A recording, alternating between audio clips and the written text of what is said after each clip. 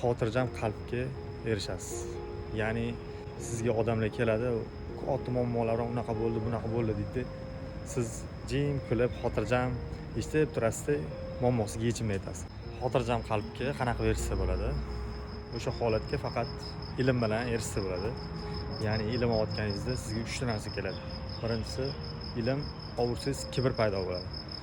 Bilimni dushmani shayton bo'lgani uchun shayton sizni ko'klarga ko'tarib yuboradi. Sen zo'rsan, sendan zo'r yo'q, sen aqlli bo'lib ketding, qolganlar ahmoq degan narsa bo'lib qoladi. O'shaning uchun kelgan odamlar o'sha o'zingiz yoningizdagi odamlarga, o'qimagan odamga qachonki sen nimani ham bilarding, sen hech narsani o'qimagansan degan pozitsiyada bo'lsangiz, siz keyingi etapga o'ta olmaysiz. Agar shu etapdan o'tsangiz, keyingi etap keladi, bu bilmasligingizni bilib qolasiz. Ya'ni o'qursiz, bilimingiz oshgan sari,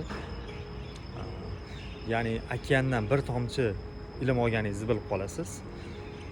Keyin yana o'qursiz, eng oxirgisi bu xotirjam qalbga erishasiz.